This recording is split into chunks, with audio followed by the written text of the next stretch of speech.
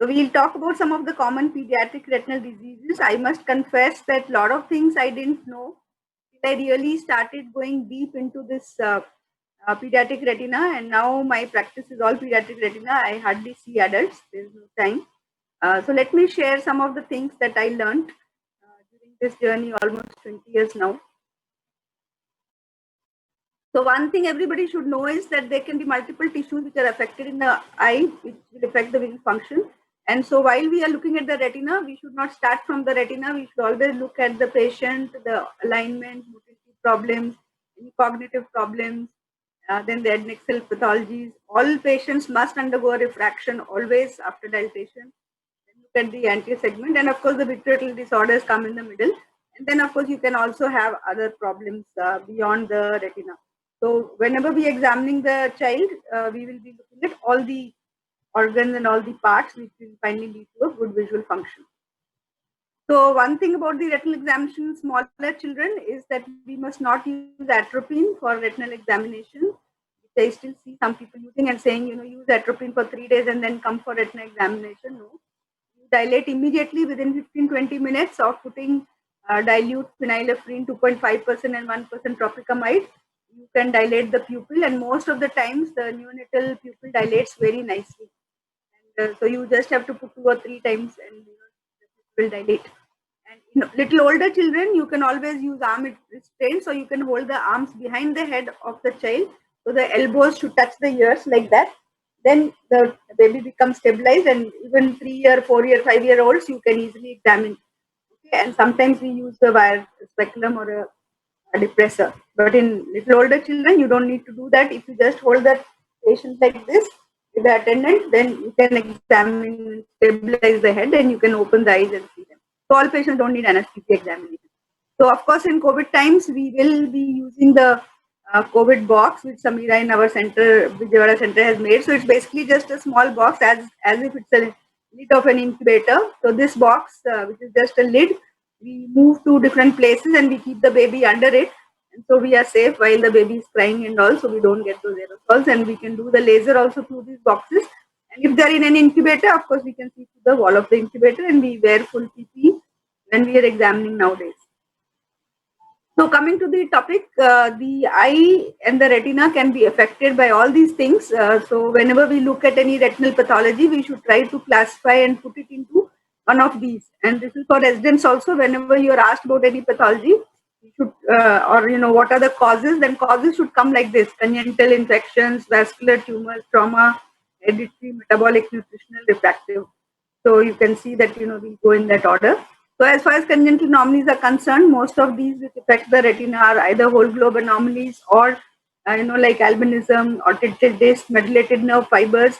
So this patient was referred as CMV retinitis, this patient of methylated nerve fibers. So you can see that there's no hemorrhages, and these are congenital methylated nerve fibers. So the thing is that these congenital anomalies, we can't treat them, but they can have a lot of issues which need treatment. All these patients must be sent to low vision clinic. They should have good refraction. They can develop what we call as a coloboma cataract, which our colleague Mr. Chaurasia has described. These are pyramidal cataracts, and sometimes they can affect the visual acuity. So they can be seen on retroillumination very nicely. These eyes are prone to glaucoma because they have crowded anterior segment. Then, of course, many of them can have associated nystagmus or strabismus. They can also have persistent vasculature in addition to the disc and macular coloboma. So the question, of course, we'll treat all these things, but common question which is asked is that should we do patching if it is more coloboma in one eye and less in the other? I like to do patching, that at least the worse eye also gets some vision. So at least for 4-5 years, I like to patch the good eye 2 to 3 hours every day. The other question comes is, should we do barrage laser? So there is no good randomized controlled trial on this topic, that does barrage laser prevent retinal detachment in eyes with glaucoma. So we published this data out at what age do they get the detachment. So what we found is that there is quite a large stable period between 2 to 10 years of age where they don't get actually detachments. They get detachments either very early within the first 2 years of life. Then those who survive that period may not get detachment, and then they start getting detachments after 10, 12 years, and maybe it increases more. And then later in life, they don't get that much detachment. So here we have the graph of eyes which were treated with laser, who did not get detachment, and these are eyes which did not have laser, and they had detachment. So it seems that although this was not an RCT, this was a cohort studies of patients who had laser and no laser. So it seems that laser possibly has some effect. The drawback of this study was that we did not have axial length on these eyes, and also we did not classify or have all the details of the types of coloboma, and we don't know in the population what is the proportion of each type of coloboma. So that is something that we are studying now in a prospective longitudinal study. So then the other congenital anomaly which we can get, see this patient has bilateral, this is the right eye, left eye. You can see the right eye is looking very different from the left eye. So because this is a highly myopic eye, so if we had not refracted this eye, we would not know that this is -8. So children usually will have +3 to +4 of hyperopia in neonatal period. This is -8 and it has a congenital hematoma. Okay, this is an eye with small disc and some coloboma of the disc and a persistent fetal vasculature. This is post-op, and the other eye was normal. So if you see unilateral pathologies are usually associated with persistent fetal vasculature and with refractive errors, unilateral refractive errors. Now coming to infections, we do see children with a lot of infections. These could be endophthalmitis, or these could be viral or torch infections. All the torch infections can affect these children. And then we also get children who have HIV and AIDS retinopathy. So whenever we see any inflammatory component, we should suspect one of the infections. Very tiny children and the HIV patients may not show much of cells flare and inflammation because they are immunosuppressed. So we have to go with other findings. The common thing what we find in this endogenous endophthalmitis that you see here is that these patients are very often treated as conjunctivitis or NLD block by the treating pediatricians. They don't even open the eye many times to see that how is the cornea. So you can see this child was treated for a week as conjunctivitis, and only when the lid edema appeared, they sent to us, and by the time the patient came to us had already a scleral abscess and advanced detachment. So obviously this eye was lost, and we could only treat it with intraocular antibiotic and systemic antibiotic and allow the eye to go into therapy. This other patient was referred as stage 5 ROP in a 5-week-old baby who had a shunt. So stage 5 doesn't happen at 5 weeks, as I will show in the next slide. So this we diagnose as endogenous endophthalmitis. This is all the lens abscess, and under topical anesthesia we can take a biopsy. It grew fusarium. You can also have non-fulminant endogenous endophthalmitis like this. This we usually pick up during routine screening, and this is a diagnosis by seeing it. This is candida. Always it is candida. You can see one large spot, and there are 3-4 satellite spots. So you don't need a biopsy in this patient. You treat them with systemic fluconazole or systemic amphotericin B, and you can also inject in the eye. So these are, you can get the prompt diagnosis and specific treatment can be given.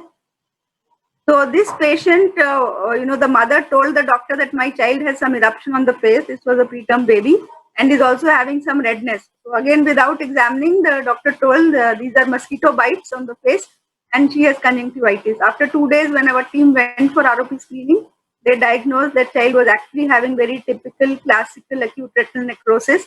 And that's when it was diagnosed that this is primary herpes simplex. Herpes simplex is usually a fatal disease in newborns, but those who survive, they can get encephalitis, they can get retinitis. And you can see here after acyclovir, we could salvage one eye, the other eye, the optic nerve and the retina was very bad. And that eye did not get treated. You can have other torch infections like herpes simplex and CMV retinitis are extremely common in the children here in our country, and there's not much of data available on this, but yes, we do see them. They usually present with either nystagmus at 3 or 4 months of age, or failure to see, or they come with developmental delays, and then we see scars. Whenever you see scars in the retina, chorioretinitis scar, that is the diagnosis that this is either HSV or CMV. And if it is active, you can treat with antivirals systemically, and if it is not active and only some membranes are there, then we do vitrectomy to remove the membranes. So rubella patients are sent to us to rule out rubella retinopathy. They can show some salt and pepper changes. Their ERG is usually normal. Most of them have only little effect of that retinopathy. Most of the loss of vision is because of cataract or developmental delay. So the new thing that we have read in the literature, I'm still waiting to see the first case, but we should know about it because it may see it, is the Zika virus. So Zika virus causes a lot of retinopathy changes, includes coloboma type of changes, it includes pigmentary retinopathy, it includes hypoplastic disc, and they will be born with microcephaly. There are few cases of Zika retinopathy without microcephaly, but mostly microcephaly and retinopathy, if you see, then you should think of Zika virus infection. Now, as far as the older children are concerned, we did this study on few patients to find out what is the etiology of pediatric retinal detachments. And the highest cause in our hospital was high myopia, followed by trauma. And of course, both things could coexist. And then past surgery like glaucoma surgery or cataract surgery or previous ROP surgery. And congenital anomalies, as I showed, coloboma patients, they also form a small group. In 20% patients, we had no risk factors. They just came with detachment of unknown etiology. There could also be, retinal detachment in young children because of old cicatricial ROP, which was left untreated or after treatment. Then infections like toxocariasis and cysticercosis. And of course, some patients of Coats disease or retinoblastoma can come. Mostly the retinoblastoma don't come to our retina department because we have a separate oncology department. But where the retina department is looking after oncology, then they will do retinoblastoma also. So the important thing to know for retinal detachment in children is that they don't get flashes, floaters, and field loss and loss of vision. That is not the symptom. The symptom of RD in small children would be either a red eye or a white eye or a cataract or a squint. And if they were high myopes, the parents will say that suddenly one eye became smaller. So one of the very important things to detect retinal detachment in children is ultrasound. Every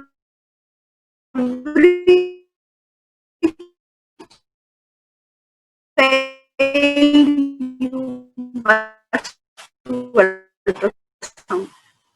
So this is ultrasound is if you have a who had surgery or they come with some injury or they had a coloboma, the easiest way to look for detachment is to do an ultrasound. Down syndrome, mentally retarded children, so these are all children high myopes. You can immediately do an ultrasound to see their shallow detachment, and if it is there or not, then you can go for examination under anesthesia. So I use ultrasound routinely as a follow-up thing for all my children where these types of pathologies will occur. Then we will not miss early detachment. So of course, I'm not going to go to all details of trauma, but the smaller children, we should look for battered baby syndrome. The new term for this is NAI, that is non-accidental injuries. So nowadays we don't call it battered baby syndrome. We call it non-accidental injuries. That is something which is not very common in our country. It's very common in many of the Western world. But yeah, occasionally, I think in all 30 years, I have seen 2 or 3 cases of battered baby or NAI. Then, of course, the trauma with hypodermic needles. This happens only in India and Turkey. No other country has reported because our disposing of the hypodermic needles is not good, and they will come with sudden endophthalmitis, and you may have to really look for that scar.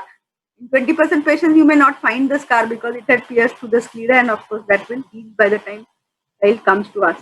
So the problem is that many of these children will deny trauma or they will not give that history, and they can of course get all the problems of the trauma, occult trauma in these eyes. So whenever we are going to take up any child for surgery, there are 2 or 3 things we must definitely do. One of them is retinoblastoma. Any patient we are taking for intraocular surgery, whether it is cataract or it is glaucoma or anything, we must do an ultrasound and rule out retinoblastoma behind, especially for retina cases. So many eyes have been reported by our oncology colleagues where intraocular surgery was done, whereas there was a retinoblastoma. And ultrasound is very good to pick it up. Also, we must rule out nasolacrimal duct block. So in a crying child in the OPD, you may not be able to see it. So every patient, before I do ROP surgery or any surgery, I always check the sac, and every year 3 or 4 babies on the table I have found first coming out. So then we have stopped our surgery and called the plastic people to do the probing, and then we can take it up for surgery.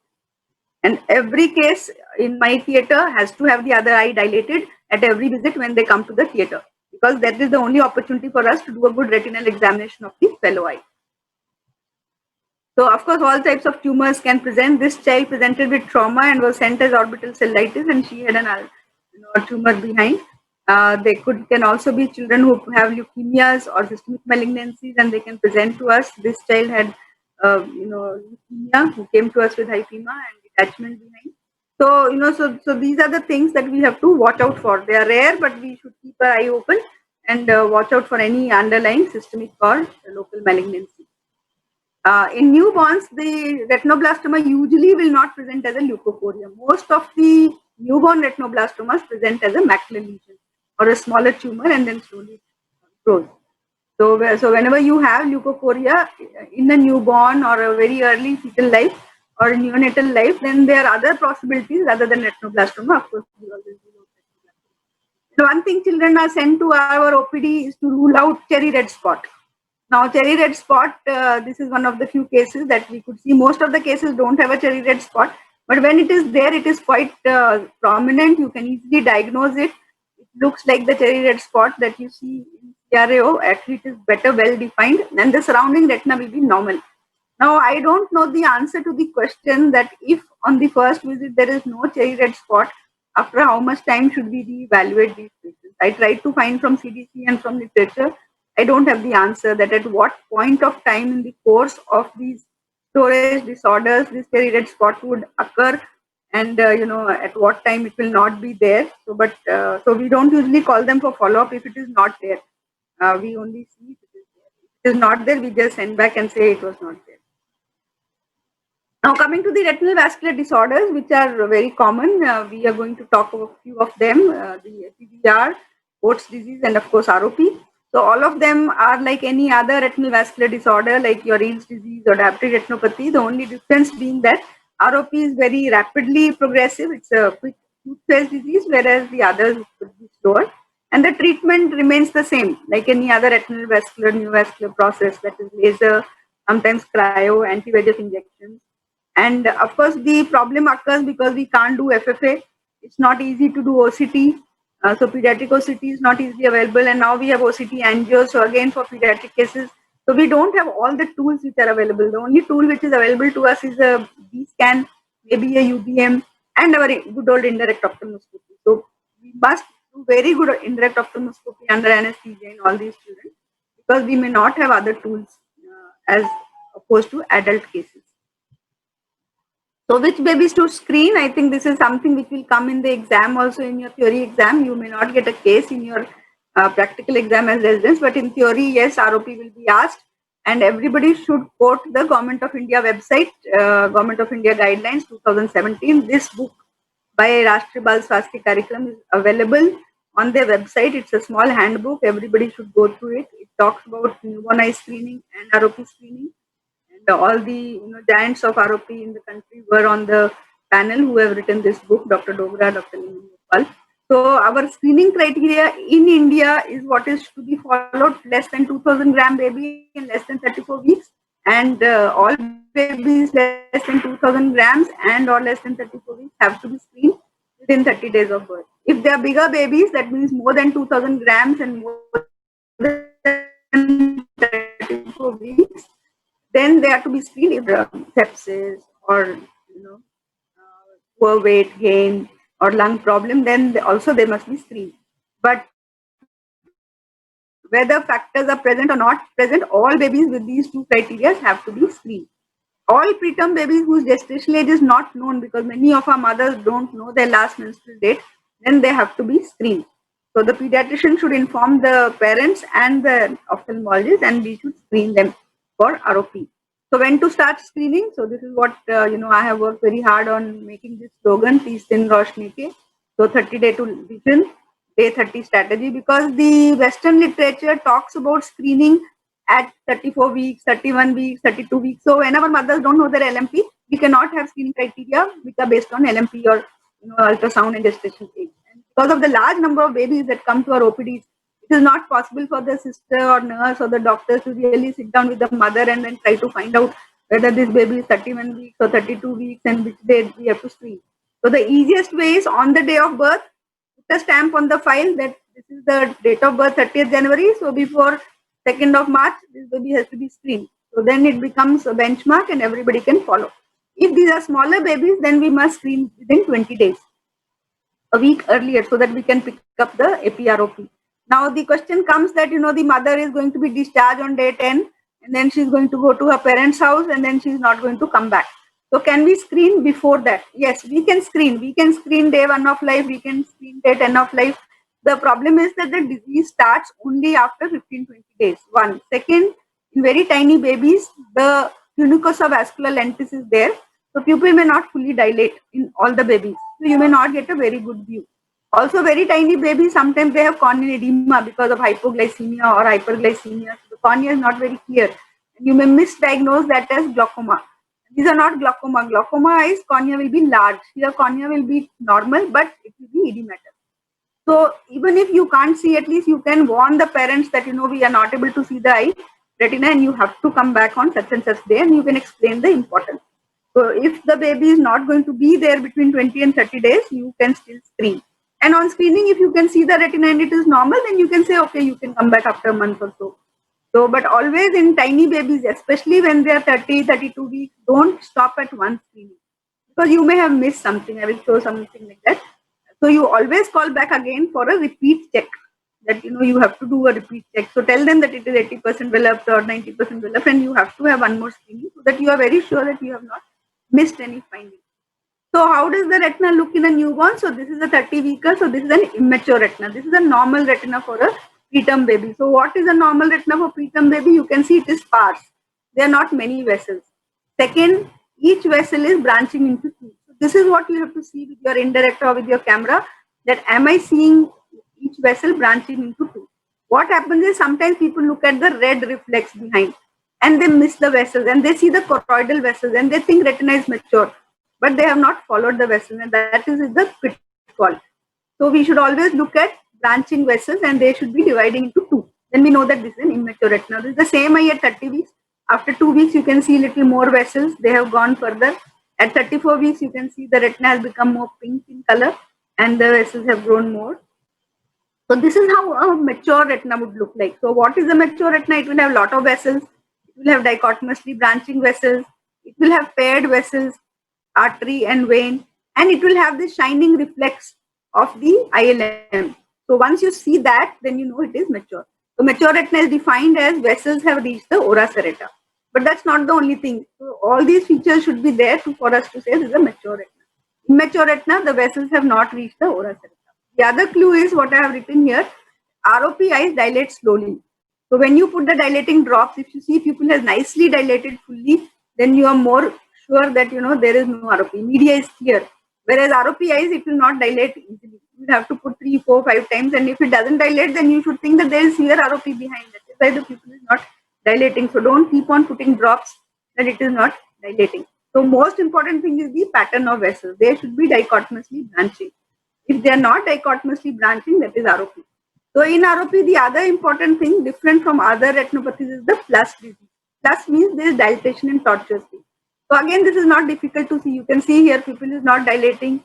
There are some NVI. You can see this is a normal vessel caliber. This is a plus disease. 2 or more vessels dilated. This is very severe plus. So there should not be any difficulty in saying there is a severe ROP. There is an ROP because vessels are dilated. There is no ROP because each vessel is very tiny and the pupil is dilating or not dilating. So all this will tell you whether there is ROP or no ROP and whether there is plus. Plus means it is very active. It's going to worsen. There is a lot of VEGF there and we need to counter it with anti-VEGF or laser. All eyes with plus disease have to be treated. Every eye with plus disease has to be treated. That is a criteria for treatment, presence of plus disease. So here is an eye where my fellow saw and said there is no ROP and said, come after 5 weeks. So you can see here actually the vessels are dichotomously branching here, but here they are not dichotomously branching. They have looped. Whenever you see looping, this is serious. This is the beginning of APROP. This is the beginning of very severe disease. In 2 weeks, this retina will start lifting off if you had missed this part. So that's why I said it's very important to trace the vessels. When we trace the vessels, then we see that this vessel is dilated tortuous. These are not dilated tortuous that much, but you see how they have curled upon themselves. So sometimes you don't see that much of dilatation in tortuously, especially if the child is anemic or child is still on oxygen, because oxygen will constrict the vessels. But the pattern is very important. So that is why the pattern should be followed. Is there looping or any crossing of the vessels over each other, shunting of vessels? So this is all ROP. Now, ROP is an ideal disease to screen because it goes with the timeline. So you can see here baby is born with a normal retina which is immature. So vessels are branching, but there's an avascular retina.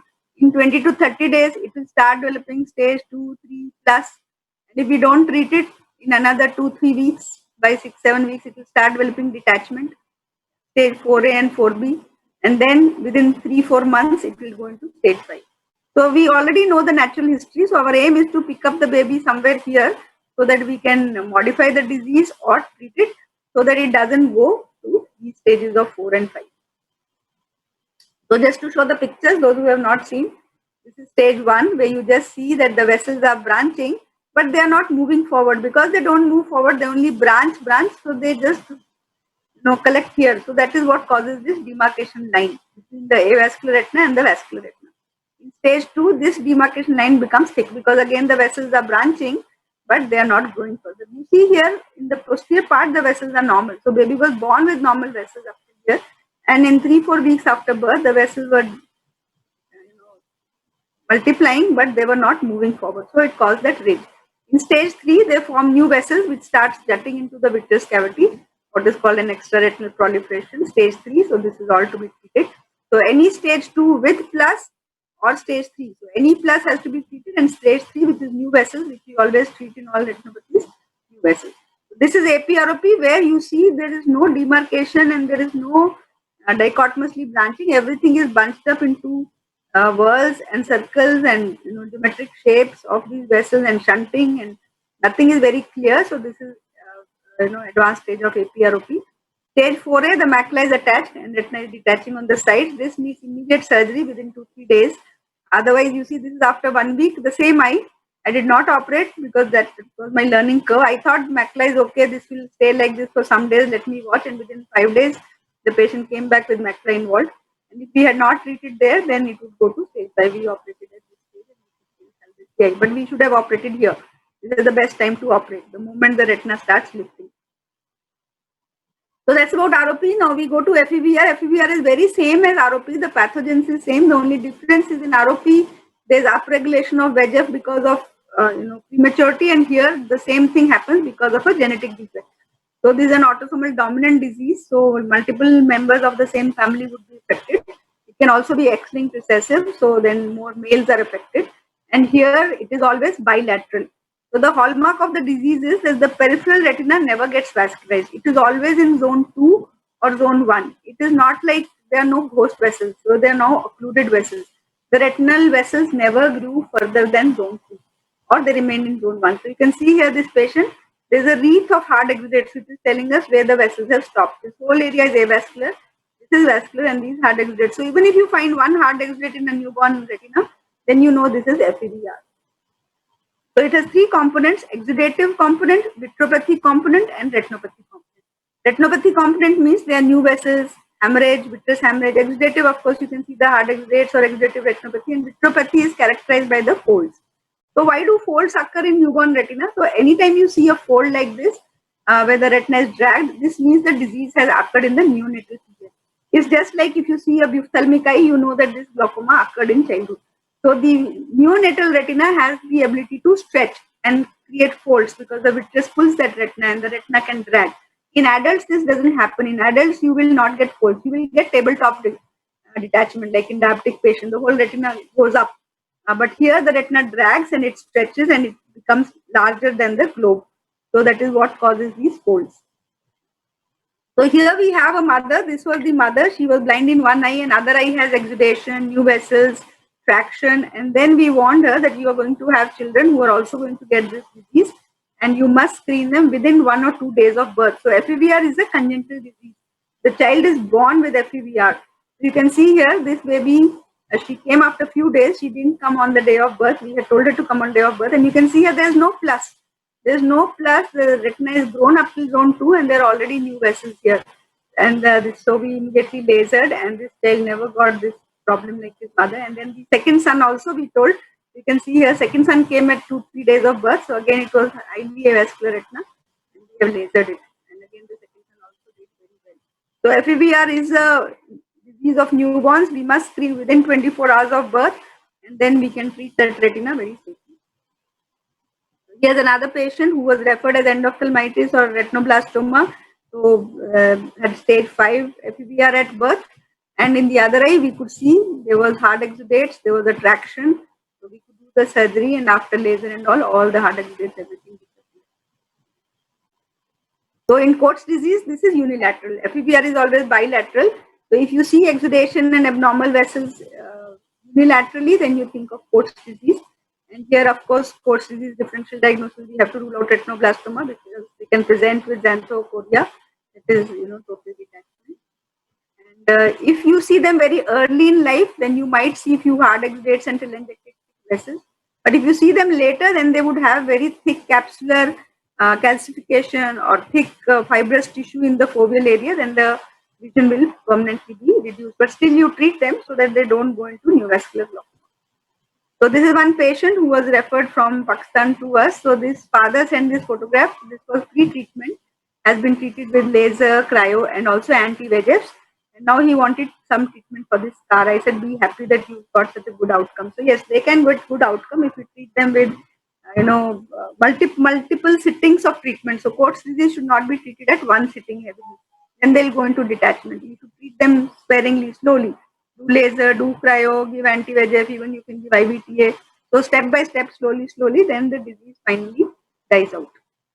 You can also have retinal detachments, tractional, exudative because of systemic disorders, multiple systemic disorders like keratosis congenita, facioscapulohumeral dystrophy. So many of them can cause retinal problem. Incontinentia pigmenti is one of them.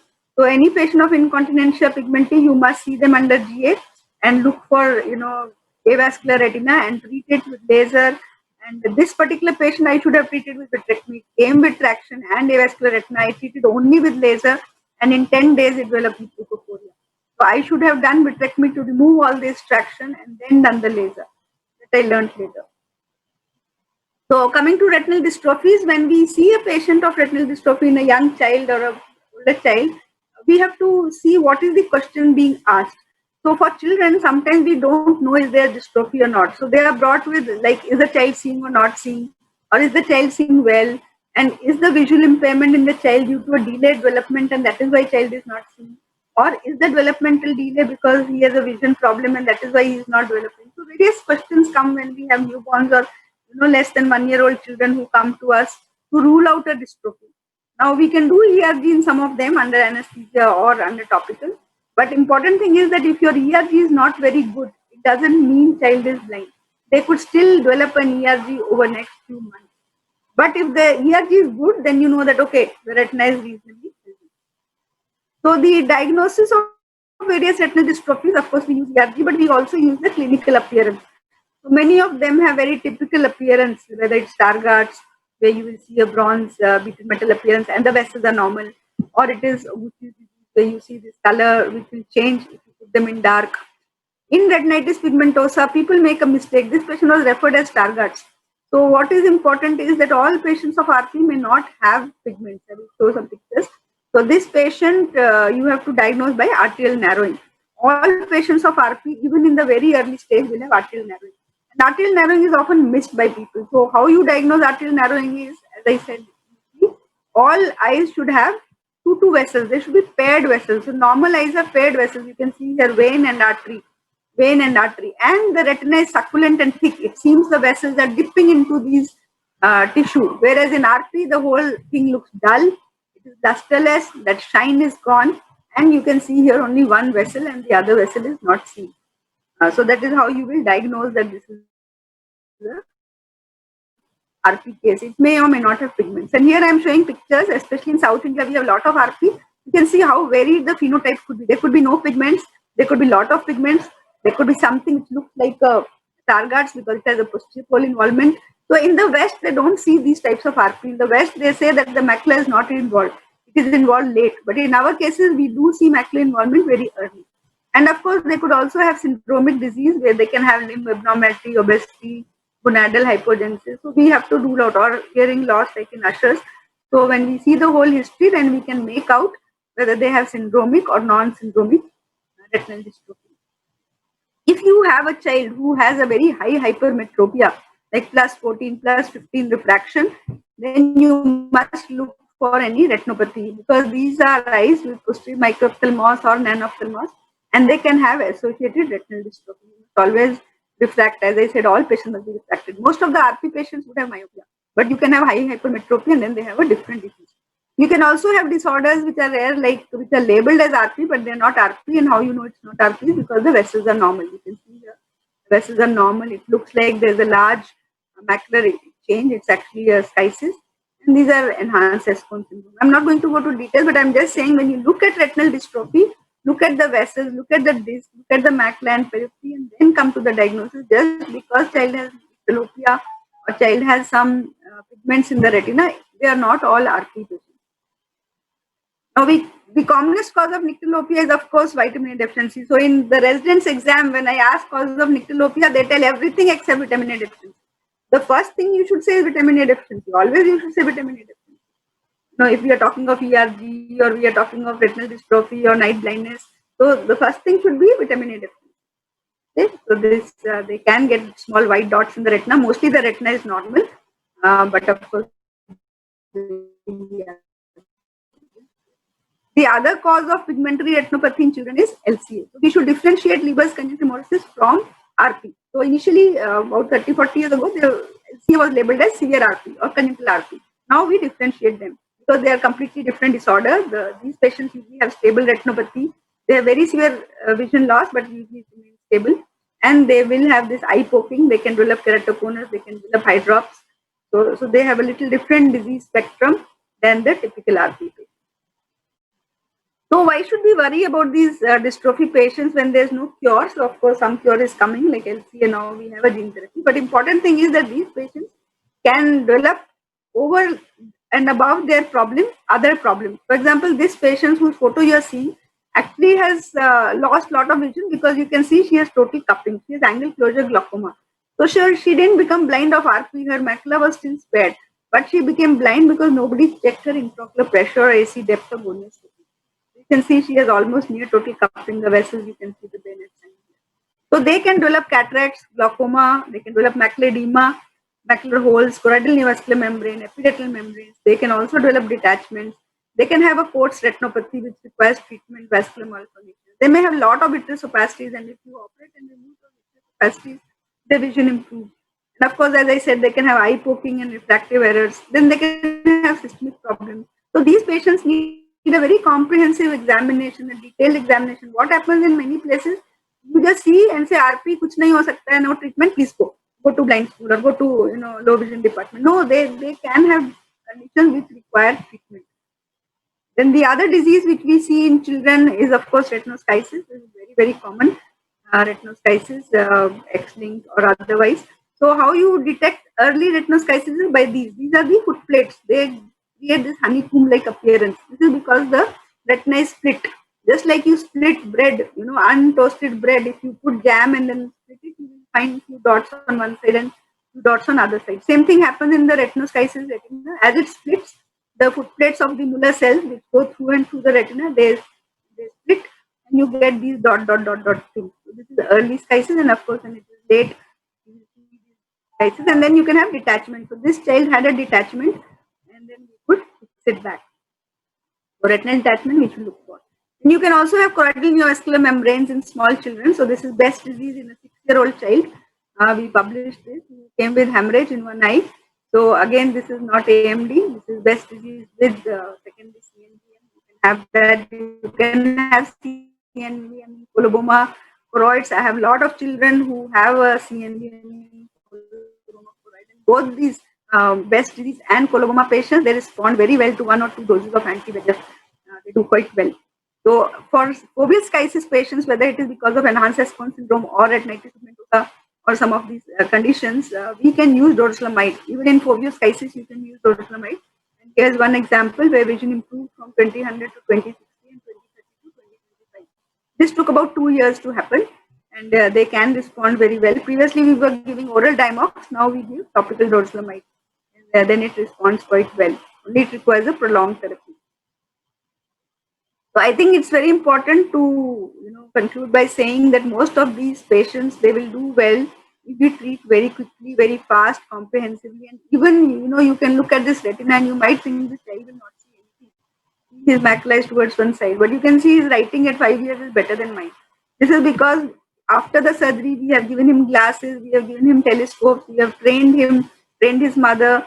So right from beginning, the low vision department, they work for the functional vision, for the good vision. It's not enough for a retina surgeon just to do the surgery. And that's true for all pediatric cases.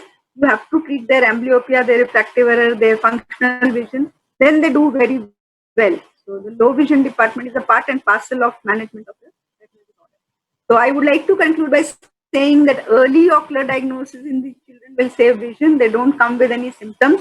You need to do an urgent ocular examination, retinal examination in all preterm babies before 30 days. Any patient who has leukocoria, any patient who has family history of retinoblastoma, family history of Stickler, family history of high myopia, family history of losing vision in young age by parents, the children must be screened at birth. In fact, the genetic counseling should be done even before they get pregnant. If there's trivial trauma, redness, watering, we have to look for underlying pathologies. It may be hidden behind. And of course, if you find large eyes, small eyes, nystagmus, photophobia, night blindness, all these cases, they need a very detailed evaluation, and then we can manage them very well. So check the red reflex of all newborns. So now we can't do retinal examination all the 30 million children who are born in India. So what we do is that we triage the babies at birth, put them in 3 categories. One will be term babies who have no family history, so at least who are red glow. Again, this is not done in our country. Just put a drop of tropicamide and the pediatrician should at least see with their direct ophthalmoscope or their camera or their cell phone camera that is the glow present or not. That will take care of 80% of the problem. But if there is a family history positive, then as I said, antenatal counseling and then intranatal ultrasound, and then when we have to deliver, so some of the retinoblastoma or FEV, we deliver at 34, 35 weeks, we pick up something and then feed them within 24 hours of birth. And then the preterm babies, again, they will have the checkup on day 1 of birth and then the ROP screening. So if we triage like that, then we will be able to pick up most of the disease. So thank you.